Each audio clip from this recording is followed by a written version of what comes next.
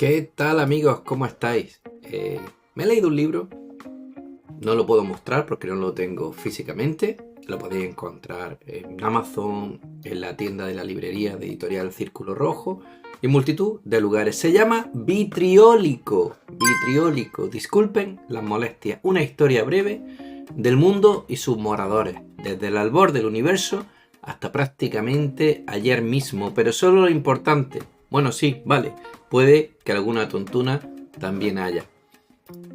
Ya veis que es toda una declaración de intenciones. Voy a leer la sinopsis.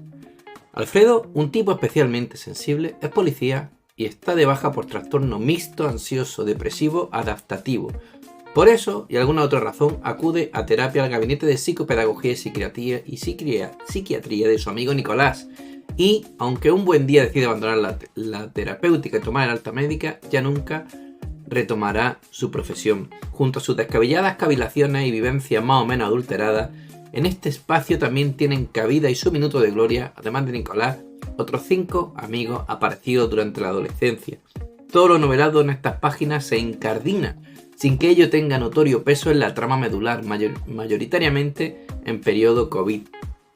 Similar al arbusto con su tallo y esquejes, en esta novela hay una trama principal y una subtrama. Por otra parte, todo lo relatado y los personajes protagonistas, secundarios o figurantes que aparecen tienen poco o nada que ver con la realidad y bastante o mucho con la imaginación del autor. ¿O era al revés? No, creo que no. Un momento. Oye, autor, a ver cómo era eso. Aclárame esto último, que no. Como veis, ironía, sarcasmo, buen humor, buen rollo.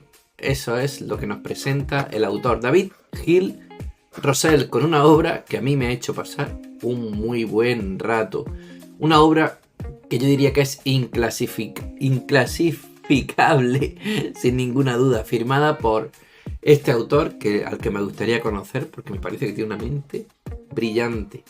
La propuesta es fácil, una especie de crónica libre y deslenguada de la historia del mundo, narrada desde una perspectiva profundamente personal, irreverente y heterodoxa. El subtítulo ya lo advierte, os lo he leído.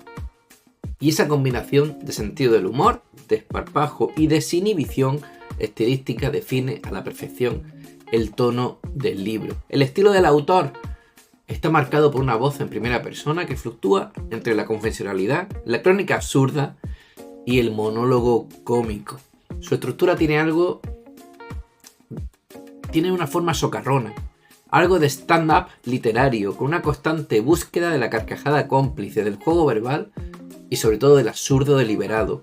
Utiliza una sintaxis fragmentaria, a menudo oraciones largas llenas de incisos, digresiones y exclamaciones que imitan la oralidad y la espontaneidad de una conversación entre amigos. Eso es un punto muy a favor.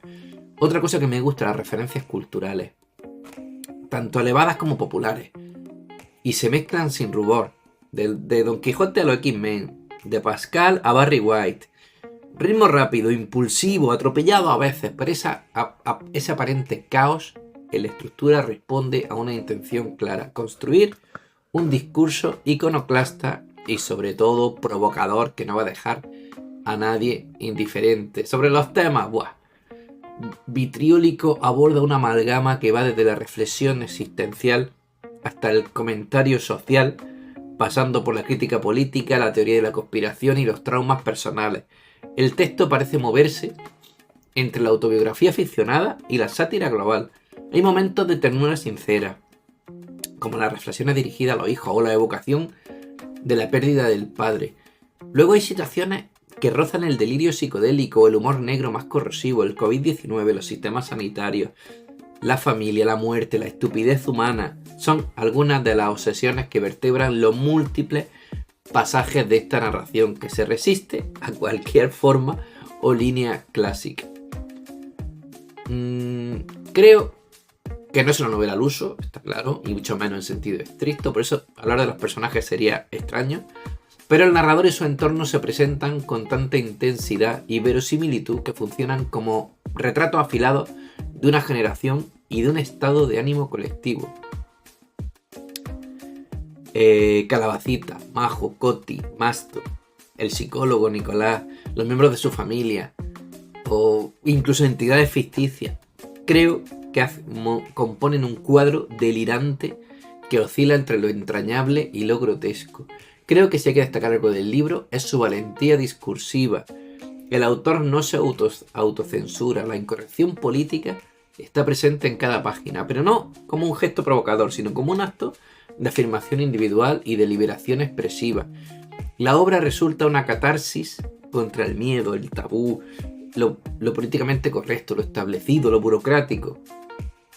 Creo que el mensaje podría resumirse en una frase: vive como puedas, ríete de todo y cuenta tu historia, aunque no te la crean. En conclusión, como he dicho antes, es un libro inclasificable, gamberro, excesivo a veces, desbordado de creatividad y de ironía.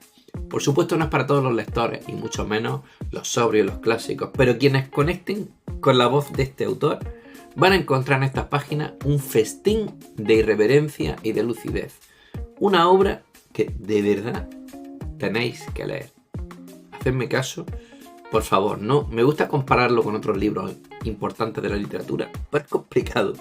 Quizá ese humor de Eduardo Mendoza en la trilogía del Detective sin nombre, el desparpajo de Hunter Thompson o incluso el cinismo tierno de Bukowski, pero en clave española, mediterránea y con una voluntad más confesional.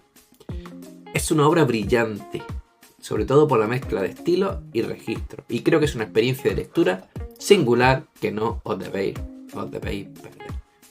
De verdad que os lo recomiendo, ya me contaréis.